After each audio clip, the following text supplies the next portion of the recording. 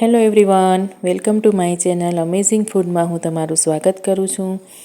Friends, આજે આપણે બનાવવાના છે અમદાવાદના સ્પેશિયલ વડાપાવ. આ વડાપાવ મુંબઈના સ્પેશિયલ વડાપાવથી થોડા અલગ હોય છે. અહીંયા આપણે સૂકી લસણની લાલ ચટણી સાથે તેને કોટિંગ કરવાના હોય છે. તો ફ્રેન્ડ્સ, આ ઘરે જરૂરથી ટ્રાય કરજો. આ ટેસ્ટમાં ખૂબ જ સરસ બને છે. અને ફ્રેન્ડ્સ, જો તમને મારી આ વિડીયો ગમે તો પ્લીઝ તમારા સગા સંબંધી કે ફ્રેન્ડ્સમાં શેર કરવાનું અને સબસ્ક્રાઈબ કરવાનું ના ભૂલશો. તો ચાલો શરૂ કરી દઈએ. અહીંયા આપણે બટેટા વડાની જે એડ કરી છે તે ચટણી બનાવી છે. અત્યારે માવામાં જે એડ કરવાનું હોય તે ચટણી બનાવી છે. અહીંયા મેં ધાણા ભાજી, આદુનો કટકો, 2 નંગ જેટલા લીલા મરચાં અને 5 થી 6 કળી લસણની લીધી છે. તે આપણે ખાંડી લઈશું. જો તમે જોઈ શકો છો, આ રીતે મેં ખાંડીને તૈયાર કરી લીધી છે. હવે આપણે અહીંયા 1 કપ જેટલો લોટ લઈશું.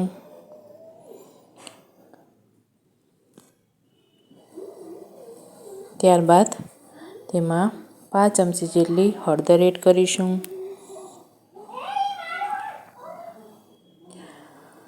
સ્વાદ મુજબ મીઠું એડ કરીશું.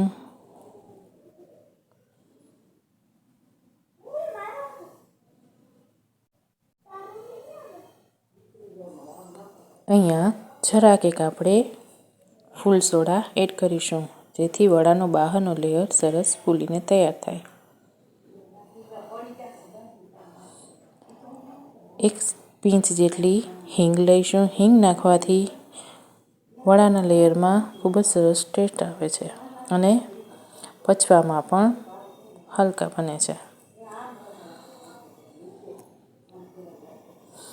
હવે આપણે અહીંયા થોડું થોડું ગણીને પાણી એડ કરીશું.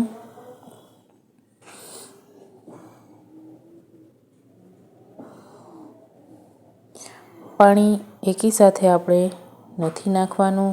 અહીંયા આપણે પાણીને થોડું થોડું કરીને એડ કરવાનું છે, જેથી કરીને અહીંયા લોટમાં ચણિયા ન પડે. આ રીતે મિક્સ કરવાનું છે થોડું થોડું કરીને.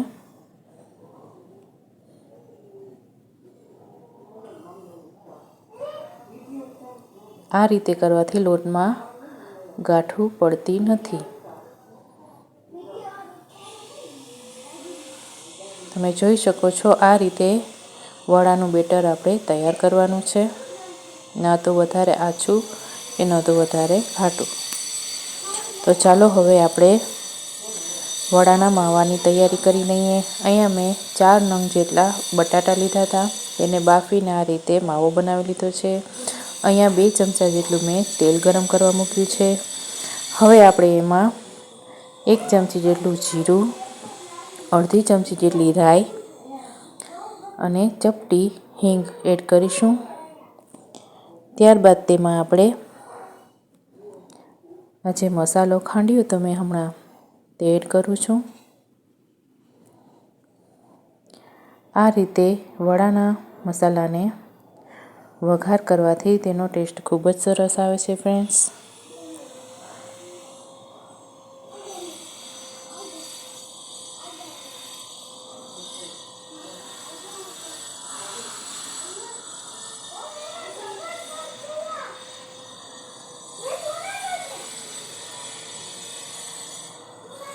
હવે અહીંયા આપણે ગેસની ફ્લેમ એકદમ ધીમી કરી દઈશું.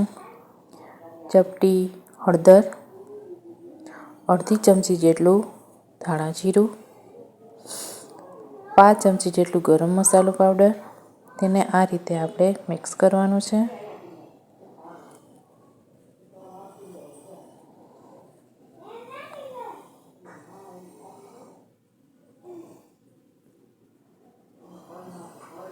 હવે આપણે અહીંયા સ્વાદ મુજબ મીઠું તે એડ કરી એકદમ સરસ રીતે મિક્સ કરી દેવાનું છે. હવે આપણે અહીંયા જે બટેટાનો માવો આપણે બનાવીને તૈયાર રાખ્યો છે તેમાં આ મસાલાને એડ કરવાનું છે.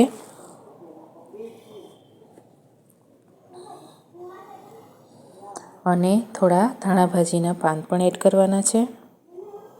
હવે એકદમ સરસ રીતે આ માવાને આપણે મિક્સ કરી લઈશું. તો આ સરસ રીતે મિક્સ થઈ ગયું છે. હવે આપણે તેના વડા બનાવી લઈશું. વડા બનાવવા માટે હાથમાં આપણે બંને બાજુ થોડું થોડું તેલ લગાડી લઈશું હથેળીમાં. ત્યારબાદ આ રીતે થોડું લોટ લઈ અને આ રીતે વડા બનાવી શકો. અહીંયા ફ્રેન્ડ્સ, તમારે જો થોડા મોટા વડા બનાવવા હોય તો થોડું જાજુ લોટ લેવાનું. હવે આપણે એક કડાઈમાં તેલ ગરમ કરવા મૂકી દીધું છે. હવે આપણે વડાને આ રીતે લોટમાં સરસ રીતે ફરતે ચમચી વડે કોટિંગ કરી લઈશું.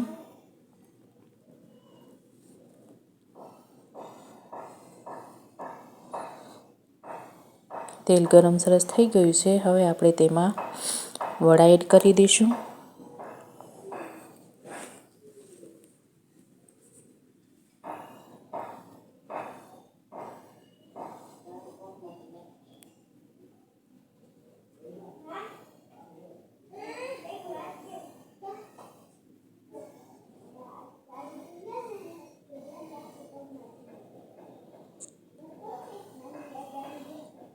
આ રીતે આપણે વડાને બંને બાજુ મીડિયમ ફ્લેમ પર વડાને તળી લઈશું.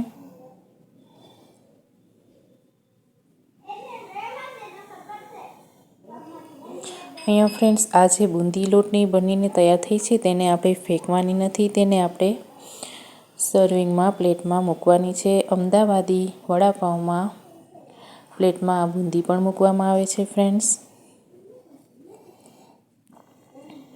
તો આ રીતે મેં બધા જ વડા તળી લીધા છે. હવે આપણે લસણની લાલ સૂકી ચટણી બનાવીશું. અહીંયા મેં અડધી વાટકી જેટલું કોપરાનું ઝીણું ખમણ લીધું છે. અડધી વાટકી જેટલા શેકેલા શીંગ લીધા છે, માંડવીના બી, અને 3 થી 4 કળી લસણની લીધી છે. તેને એક મિક્સર જારમાં નાખીને આપણે પીસી લેવાનું છે ફ્રેન્ડ્સ.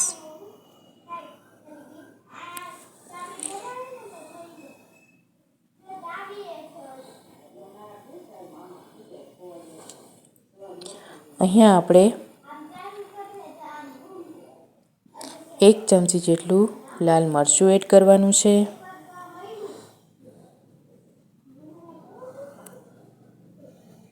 અને સ્વાદ મુજબ મીઠું એડ કરવાનું છે. હવે આપણે તેને પીસી લઈશું. તો ફ્રેન્ડ્સ, આ રીતે મેં આ ચટણીને પીસી લીધું છે. હવે આપણે કોથમીર મરચાંની ચટપટી ચટણી બનાવીશું. લીલી ચટણી બનાવવા માટે અહીંયા મેં અડધી વાટકી જેટલી કોથમીરના પાન લીધા છે. આદુનો 1 ઇંચ જેટલો ટુકડો આદુનો લીધો છે. 2-3 કળી લસણની લીધી છે અને 1 નંગ લીલું મરચું લીધું છે. તેને ધોઈ સાફ કરી તે પછી આપણે મિક્સર જારમાં આ રીતે એડ કરવાના છે.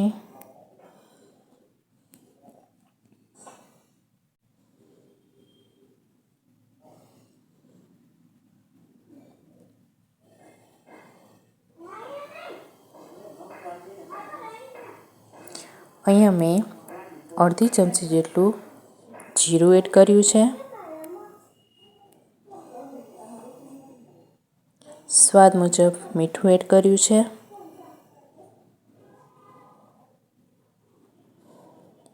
અડધી ચમચી જેટલી ખાંડ એડ કરી છે. અડધા લીંબુનું રસ એડ કરું છું ફ્રેન્ડ્સ. હવે આપણે તેને મિક્સર જારમાં પીસી લઈશું. તો ફ્રેન્ડ્સ, તમે જોઈ શકો છો આ રીતે ચટણી તૈયાર થઈ ગઈ છે.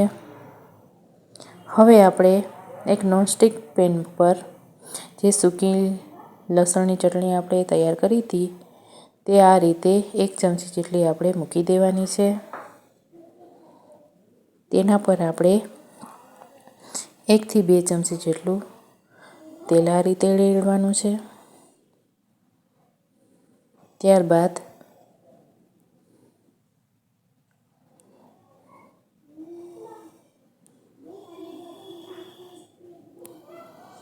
હવે એક બ્રેડ લઈ તેને આ રીતે આપણે વચ્ચે કાપો મૂકવાનો છે અને તેને આ રીતે ચટણી પર આ રીતે ફેરવવાનું છે, જેથી કરીને તે સરસ તેનું કોટિંગ આમાં ચડી જાય બ્રેડમાં.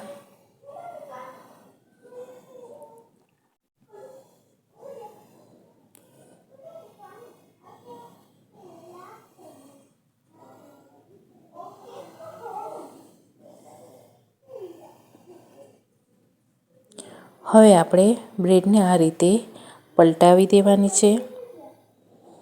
ત્યારબાદ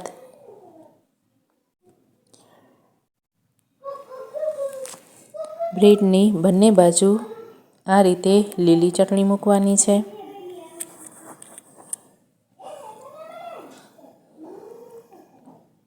અને આ રીતે અહીંયા વડાને મૂકવાનું છે. હવે હળવા હાથે ધીરે ધીરે તેને આપણે પ્રેસ કરીશું અને બ્રેડને બંને બાજુ થોડી થોડી આપણે શેકી લઈશું.